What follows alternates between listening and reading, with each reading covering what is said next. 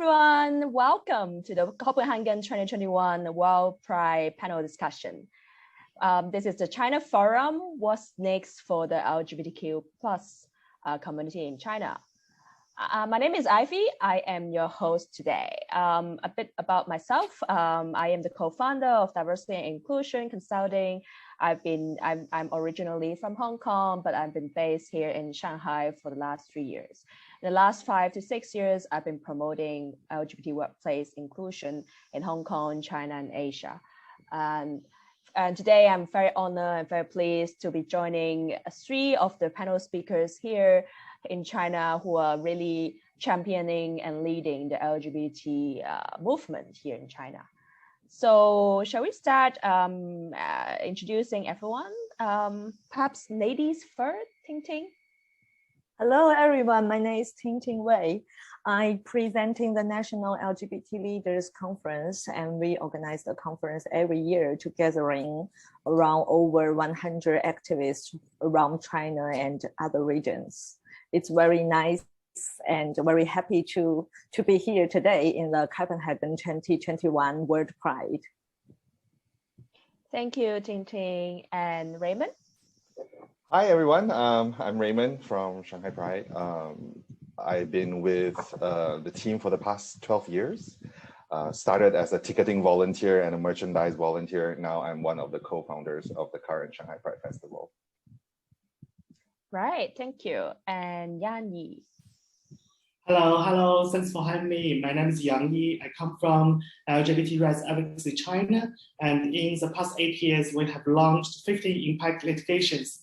We won 6 of them, and we lost 6 of them, and also some cases are still ongoing. And also our impact litigations cover a lot of issues like conversion therapy, discrimination in workplace, and also marriage equality. Great, thank you so much. I'm very excited to be leading this section. There's a lot going on in China, and I'm sure that a lot of us outside China will be quite confused and also quite curious about what's happening in China, especially in this community that's generally seen as a taboo topic here in China. So Ting Ting, why don't you let us through telling us, what is it like to be LGBT plus in China? Is it legal or is it illegal? What is legal and what is illegal? Just tell us very briefly about the basics. Yeah, thanks, Evie. I think that's the tricky part, an interesting question to answer, because in China, sometimes you cannot see it's legal or it's illegal because the situation is quite complex and quite different in different regions. So I would like to say that in China, it's not illegal gay like other countries. You have some homophobia laws to forbid someone to be an LGBTQ person. But in the other hand, we can also see when you organize some big organization or big event or big advocacy event, you will have some kind like crackdown or difficulty, especially the event related to right or the advocacy work. But I'm very happy to see after years working and years contribution by the LGBT plus organizations, we can see in the young generation and in the public, people have more and more awareness about what is LGBT, what does that mean, and how is their life in the media and in other perspective. So basically, I think it's just not black and white. We have to answer this question. I think I will need another 30 minutes to explain in different perspectives. But generally speaking, I think in big city like Shanghai, Beijing, Guangzhou, it's more easier for you to be in an LGBT people, and you can easily find some community there. But in some small village, small city, I think it will be harder for a people who is queer to live there or openly to be what they want to be. Yeah, thank you. Okay, great, thank you.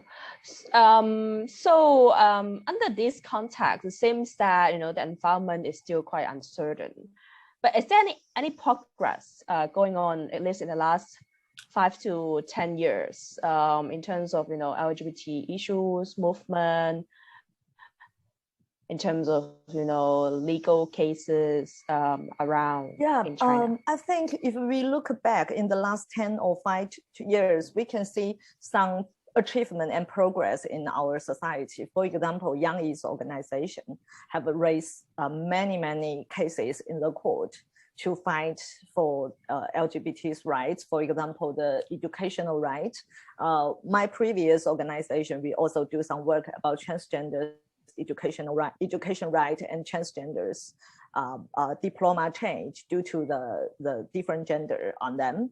And we can see some cases like to sue some companies who have discriminations on LGBT stuff, and also some discrimination we find in some public space. I think that's part of the progress we already have now.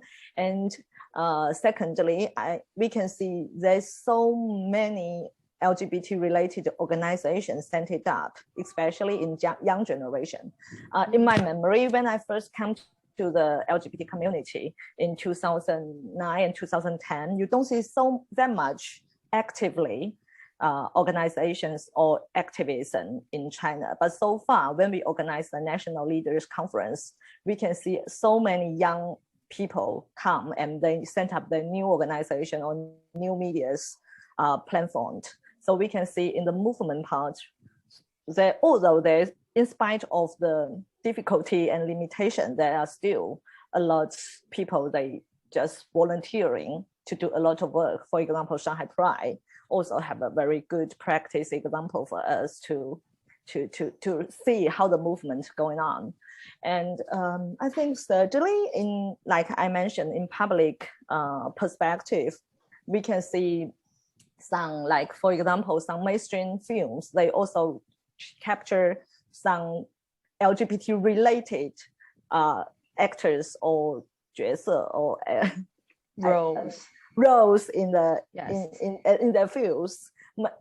And in the other hand, we can see Blue D, who is a very big gay company, have presented internationally about the gay about the LGBT's place or roles in the marketing part. We can also see some sort of pink economy coming up in China. So I think that's some achievement I can see and think in my mind. Okay, great. So, there is still some progress, probably, especially around the young people part, the millennials, that really stepping up to be volunteering and advocating this issue. I think that's really a change. And just now, Ting mentioned about, Shanghai Pride and also the community. I want to kind of transition to Raymond, who is the co-founder of Shanghai Pride. And I think, when we mention Shanghai Pride, probably, if we are in the community, they may heard of, Shanghai Pride last year got shut down and canceled in the summer last year. As a co-founder of Shanghai Pride, Raymond, can you tell us more what happened? Oh, sure.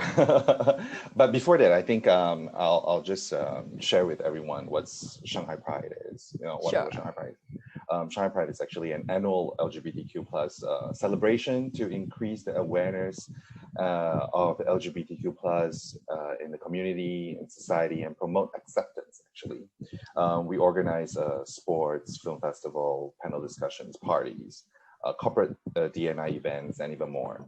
So we have been running since 2009, and until last year, if the audience might heard, of course, we are all very familiar among the panelists, that we announced our shutdown last August. It was a very difficult decision, I would say. We don't have much going on since August last year. Why we shut down? It's because we have grown to an extent where we are catching too much attention. I would say, I'll put it that way. And we've, as the organizers, the executive team and the volunteers, we decided to reorganize and reshuffle Shanghai Pride. So, like I said, it was a very hard decision to make as we have achieved quite a lot throughout the 12 years. But we thought we have to do it at some point. And you can see it in Chinese culture, 12 is a cycle. So it's actually a good thing for us. And after the shutdown, it was year end in 2020. We don't have much going on actually, and it's actually a great opportunity for the organizers to really reshuffle, to take a step back, and collaborate with other community organizations as well. So that's kind of the situation. Okay, great. So it's unfortunate that Shanghai Pride need to cancel due to various reasons. But what does that mean to the community in Shanghai or in China? Does it mean that there's no more LGBT, groups or activities in China? Does it mean that the topic of LGBT cannot be raised, cannot be talked, cannot be discussed in public in China? For us, we don't see it that way. I mean, like Ting Ting said, it's kind of complex at this point as well. Having said that, we voluntarily shut down because we see signs, or let's say we see how are we progressing. But it doesn't mean that us as the organizers and volunteers or the community are not allowed to do anything, or they are not doing anything. In fact, we are actually very proud or very excited to see that a lot of our volunteers and organizers actually started their own initiatives, or they work with other community organizations as well. So from last August until this year, like, a year, and, we just went through Pride Month in June, we actually see quite a number of, new events or new organizers in the community trying to start social events, corporate events, even, educational panel discussions. So even film screening events as well. So I think this is a good thing that we help or collaborate with others to nurture the community and to see more growth as well. I think that's something that's very exciting. Okay, great. I just want to add, coming from a business and workplace inclusion perspective, and actually here in China, especially among the foreign companies, even though that the environment is challenging and uncertain and ambiguous, there's actually a lot of foreign companies who are really taking the steps and leading the workplace inclusion initiative in China. Especially in June last month, we actually just organized annual Pride job fair where we have 30 companies joining our job fair and positioning themselves as LGBT and diverse and inclusive companies.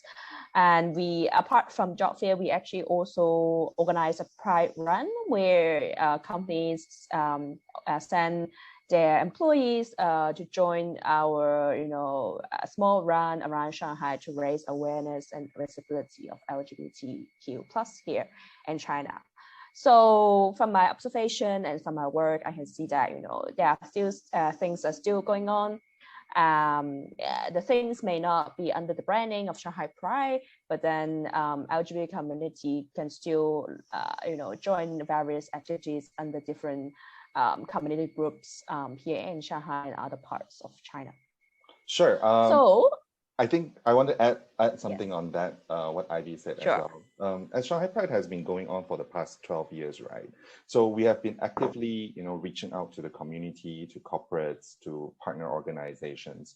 So we also go into companies to share the experience, what's being LGBT like in China, and in companies, talking about coming out, talking about diversity and inclusion. I think these are very important as well for us because we are trying to plant seeds in companies or plant seeds in the community. So when we announced our shutdown back in 2020, last August, we do see a lot of people or companies asking us what's happening this year, like, are we doing something? And we told them when we were not, they started their own. So I think this is also an achievement that we have worked through throughout the years, that these companies are already ready or, willing to step up and do something internally and slowly externally. So I think this is a good thing.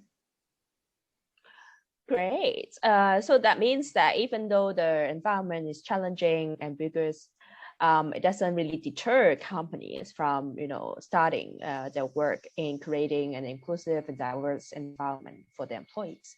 So who knows? Probably, workplace would be the next, safe haven for some of the LGBT individuals here in China. Yes.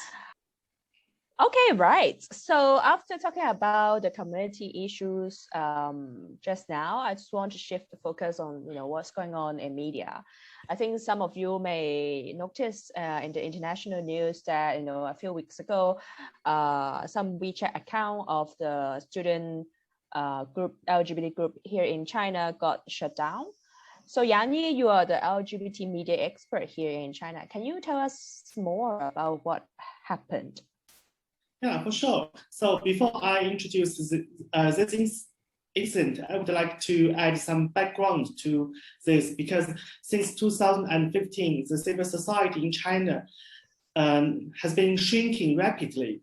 So the difficulty not just for LGBT issues, but also for many social issues like labor movement, feminism movement, and environment movement. So it's not just happened to the LGBT organization, actually it's happened to the whole civil societies. So, speaking of the incident, we can see that in July 6th, about 20 school campus-based LGBT organization reported that their social media account on popular messaging app WeChat have been permanently deleted. And before this, they haven't received any information from the platform. And also now they just don't know why their social media account was being permanently deleted. And some of them are considering to take actions, but as many crackdowns in China that we don't have the ability to know why it happened now and when it happened. But we could say it's definitely related to the shrinking civil society in China. Okay, thank you. So what does this incident mean? Does this mean that talking about LGBTQ is no longer allowed in WeChat or social media in China? Does that mean that the organization whose WeChat account got shut down need to close down as well? Are they still operating as of now? Yeah. Last year, the Chinese government released a new law that gives the platform more authorities to decide what kind of content is welcome or what kind of content will be decided like harmful. So now the platform has more authorities to censor the queer content. So I think now since this crackdown just happened to the rights groups, but for business, but for many just normal social account celebrities, their social account is still functioning, so it's okay. So I think we still have a lot of time to see more queer content in China. Okay, great. So talking about LGBT is still allowed in the WeChat, and also the student group are still operating as well. So also, yes. So do you see that did they switch to other channel to do their social media, or what happened to them in terms of communication? Do they set up other WeChat account, or do they switch platform in communicating to their followers? I think for this kind of student organizations, they have the multiple ways to keep in touch with their audience and keep in touch with people in the units. So for instance, if they lost the platform in WeChat, it still has platforms in Weibo. It's like Twitter, like the social media platform, and also they have a lot of talks groups on QQ. It's a very popular messaging app. So they still could have the chance to stay in touch with communities. So it's okay, I think. Okay, great. It's good to hear. So, is this kind of instance, this first of its kind here in China? Does it happen, similar things happen before to, LGBT related content or groups in other social media in China? Sorry, Abby, could you repeat your question again? So is this similar incidents? Is this the first of its kind that happened just this year, or before last two or 3 years it happened? The LGBT content got censored, or some of the similar, activities also got happened as well. Yes, before this incident, actually in different social media platforms, it's all had the similar instance, like in 2018 in Weibo, and they launched their own policies and described the LGBT or queer content is something that something that actually was immoral. So at that moment, many LGBT people put their anger to the platform, and they use the hashtag like I'm gay, and use this hashtag to show they do exist in the platform in China. But sometimes like it's very difficult to say that. So to say that to say the platform are willing to do that, or they actually get the sign from the government, because China has a very popular censorship system. Sometimes the government could take actions to directly to block to censor the content or block the content. Sometimes they will like nudge the platform owner to do the same things. Okay, got it. So does it mean that, when you, from your observation, does it mean that the media environment is getting worsening for the LGBT community here in China, or the other way around? Yes, so I run a program which called China Rainbow Media Awards. We monitor and research LGBT media coverage in China. So based on our research, we see like from 2015 to now, we see like the total amount of the number of LGBT media coverage has been decreasing. In 2015, there are about over 800 media coverage that regarding to LGBT issues, but in the last year, in 2020, the earlier has about 309 reporters that focus on the LGBT issues. So that means for the mass public, you are losing the chance to access the queer content. So yeah, so basically and also because Chinese government has a very restrictive regulations on the film and drama. So basically means that for most people, they just don't have a chance to know LGBT people live in China or what their life looks like in China. Okay, got it. So does it, so from your observations, still, communicating LGBT in the mainstream is still quite limited, but still there is ways and channels that within the community that they can, communicate and support, each other. I think that's, my understanding. Yes, and also I would like to add something here.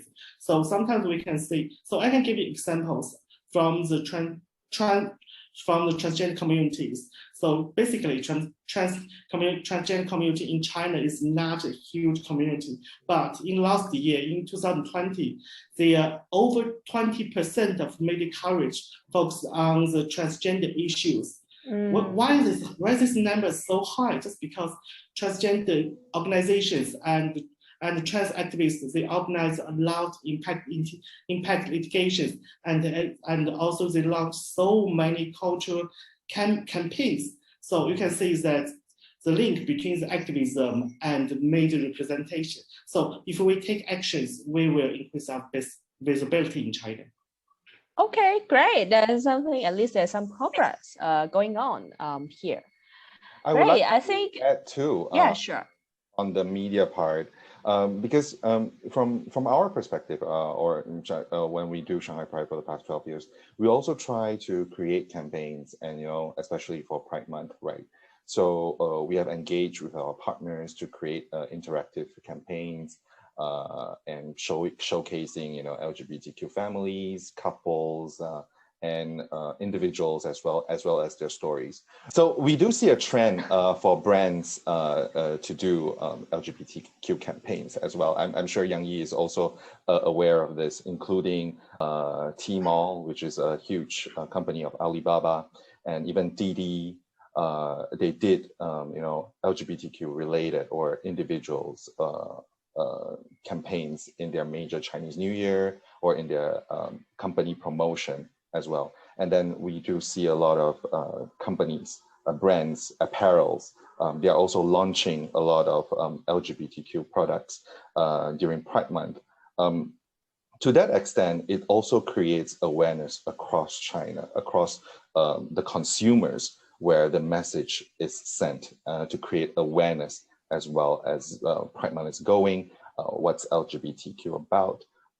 And some brands even take the initiative, like Farfetch, to interview or involve the LGBTQ individuals in China to let their stories be heard in a larger platform. So I guess this is also a good thing that brands and companies are taking initiatives, not only to just create Pride products, but also really engage with individuals and the community to let their stories be heard. I think this is also something very exciting. Great, thank you. And also, yes. I think, and also speaking of the pink economies, we can see that. So for the rights groups or for the NGOs, they're just a limited space for them. But for the business part, actually, they have a lot of opportunity to engage with media. And we find like in 2018, the early 3% of the media coverage focused on the pink economy, but next year in 2019, the number increased to 5%, considering that the total number is decreasing. So you can see more and more journalists realize that this kind of structures, like we can report the business things, but we use this to cover a lot of human rights things, a lot of LGBT rights. So it's worth to do that. Okay, great. I remember this reminds me of the transgender celebrity here in China, Jin Xin. Actually got appointed to represent, the international brand deal in China. I think this also kind of raised quite a lot of discussion here in China. I think as we have, talked quite briefly about, what's going on in terms of media, community, and, in terms of community groups, I just want to, open, the question to you all to say, what are the major challenges, facing the LGBT, community in China now? I think for me, the most challenging things for us, for LGBT community, is we don't have there's no any laws that protect ourselves. So in China, there's no any anti-discrimination law, or there's no any LGBT protection laws. That means our basic rights are not guaranteed. So I can give you an example, like a study that conducted by Rainbow Law School, a non-profit research institute. They did a study last year and shows that in China, there's 12,400 law terms that contain some specific words like spouse, husband, wife, family. But in China, we don't have same-sex marriage law or anything like this kind of things. So for us, for LGBT people, there are 12,400 law terms not suitable for us. It's a huge damage for us. Mm-hmm. Okay. Yeah. I would like to add, I think for me, the challenge is, especially currently, we can see more and more limitation for LGBT movement or organizations. So the challenge for me is how we can see the power dynamic through the authority and for social movement and especially LGBTQ movement.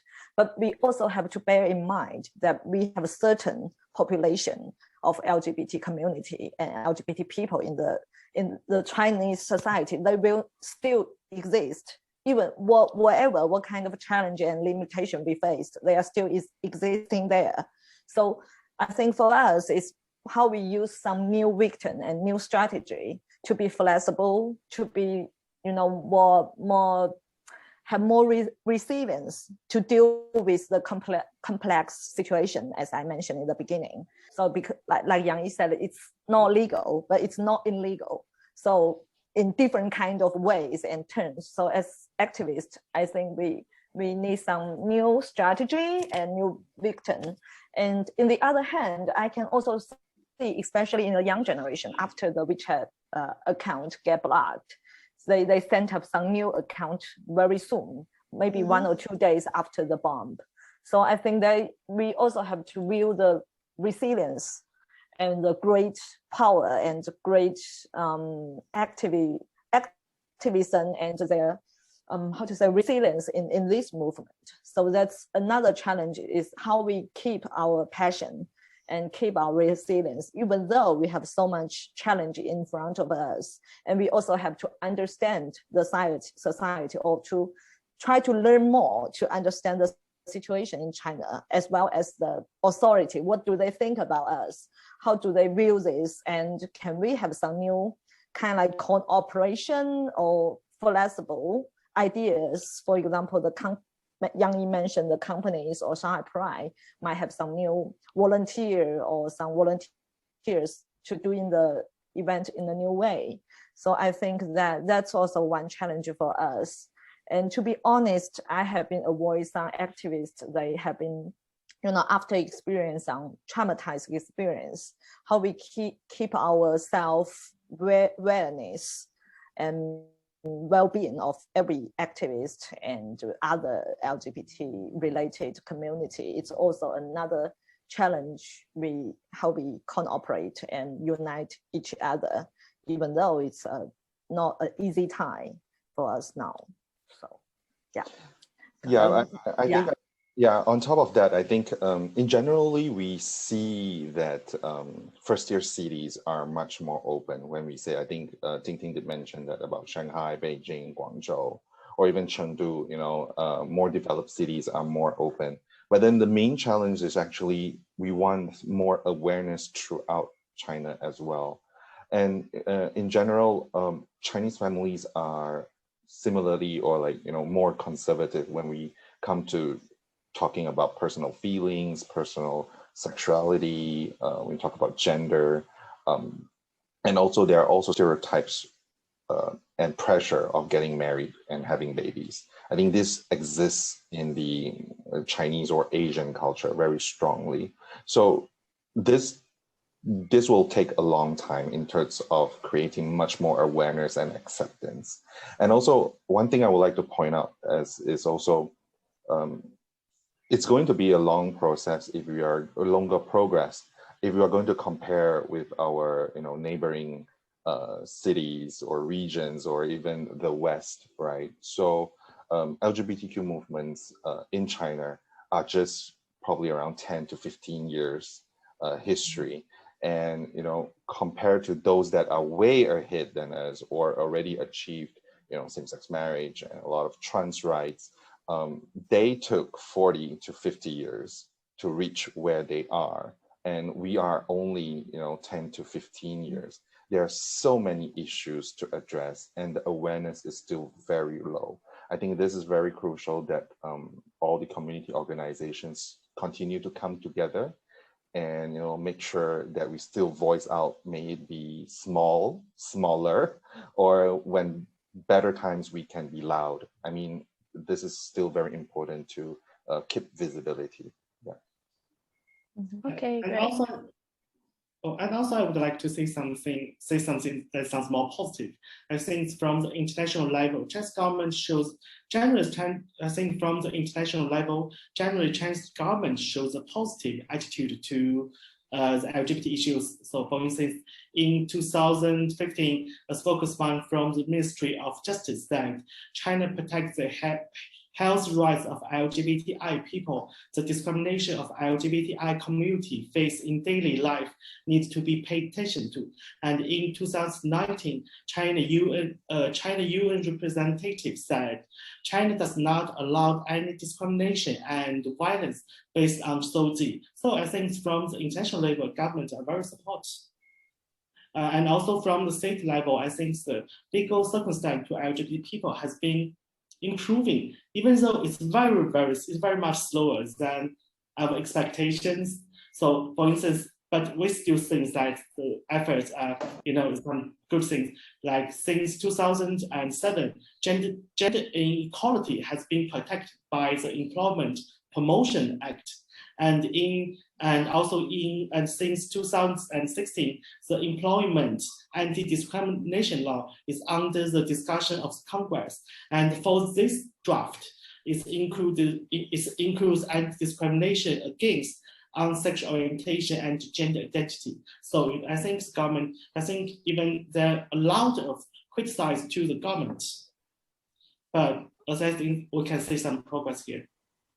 Okay, great. So now we have some progress in terms of legal, but then I can hear that, from Tintin saying that, the mental health well-being of especially the community leaders, Raymond also mentioned about, different progress around different cities around China, also family issues. So as LGBT leaders here in China, do you have any plan to collaborate, or what is your work moving forward in this challenging, ambiguous, environment? Tintin.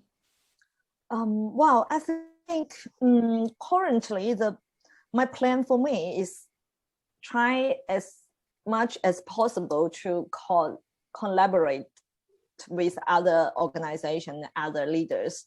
As we all know, in this society, people are more easily isolated than before. So I think to go another way around, we have tried to cooperate each other as more as we can, and to keep daily connection with different network and different organizations. And here I also want to quote the Bruce Lee's very famous words like "be water." To be formless, to be shameless, like water, and we can be flower.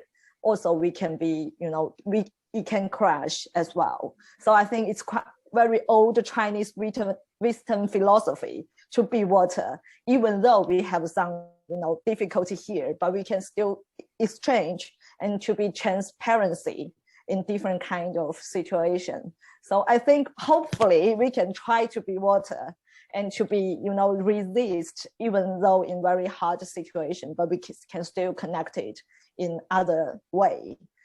So yeah, so that's just my idea, to try to be water wherever it happened.